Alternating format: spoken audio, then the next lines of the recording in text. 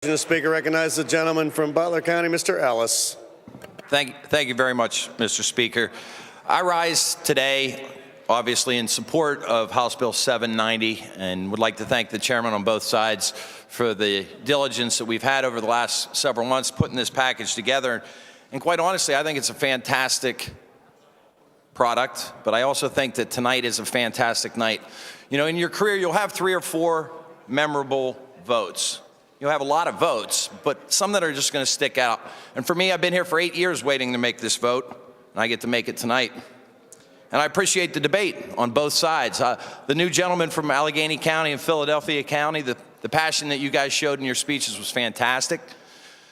But we disagree on the merits of the bill. You know, I can stand here right now, Mr. Speaker, and say something like, this is going to generate $5 billion worth of revenue. But that's a made-up number. But today we heard a lot of made-up numbers. We heard it was going to cost us $2 billion, then we heard $170 million, then $100 million. One of those numbers is probably right. It's not $2 billion. So my number is also false, but that's okay because we've heard a lot of other false things tonight too, that we don't know what the answers are. But we can talk about one real number that nobody mentioned. A year ago, I at the hearing for Liquor Committee on House Bill 11, the chairman of the LCB testified that they were proud of the accomplishments of the state stores and they were getting better.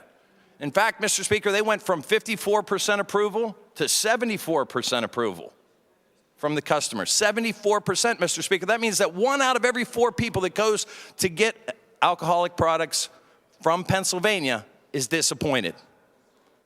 Now, I come from the private sector and I'm a 3rd-generation small businessman. In my business, if I have an employee who is only satisfying 3 out of every 4 customers, that person would not be an employee much longer. We've also heard tonight that the big box stores are going to be able to sell booze. Well, we know that's a flat-out lie. It's just not true.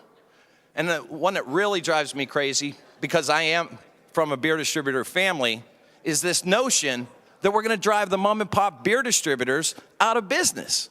That's just factually false, too. Mr. Speaker, there's a commercial on TV right now from Geico, where there's a guy sitting with some little kids, and he asks, what's better, 2 or 1? And the little girl goes, 2. And he says, are you sure? And he says, absolutely positive. Well, I am absolutely positive that this is a great thing for small beer distributors. In fact, in that commercial, the other kid does this wave thing where he shakes his head. Pyle does it pretty good, too. I'm sorry, Mr. Speaker, I shouldn't have used the name of a colleague. Oh, it's AT&T? Thank you very much. It is AT&T. But that being said, 2 is better than 1, and 3 is better than 2, which is better than 1. And now we are giving the mom and pops the ability to be the one-stop shop and enhance their business. If they believe in themselves and they'll reinvest, and we're giving them 4 years to pay for their investment. If they have the entrepreneurial spirit that made Pennsylvania great, they're going to grow and thrive. And if they don't want to do it and they don't have the ambition, they can sell their license for 3 times what it's worth. This is a great opportunity for small businesses. The restaurants benefit, the beer distributors benefit. This is an opportunity for us to get back to letting the private sector deliver the products to Pennsylvania. Mr. Speaker, I had a bunch of calls, as most of my colleagues did, and the gentleman from Bucks County mentioned also, from the 215 number. And then turns out they were actually my constituents being rerouted to me. And every time they got on there, they're like, hey, vote against House Bill 790. And I said, why? And most of them said, because I was told to call you and I got connected. So I talked to them. And I've been doing it for years, talking to folks back home about how we can get out of the booze business.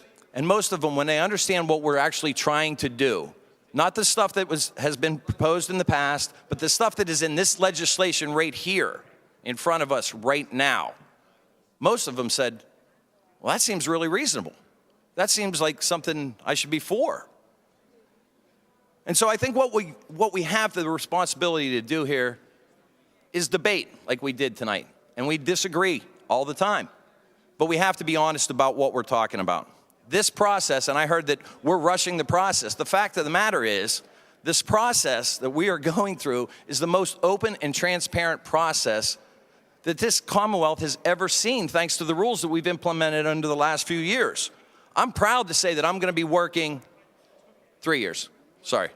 I'm proud to say that I'm working on a piece of legislation that went through this process.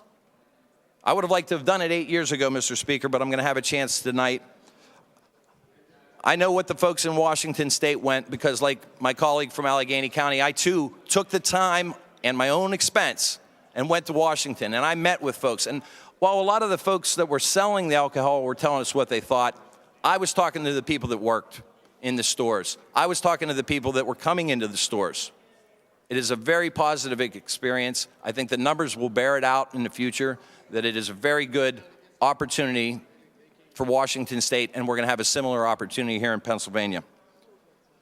Mr. Speaker, I just want to close and say that I thank my colleagues for a great debate.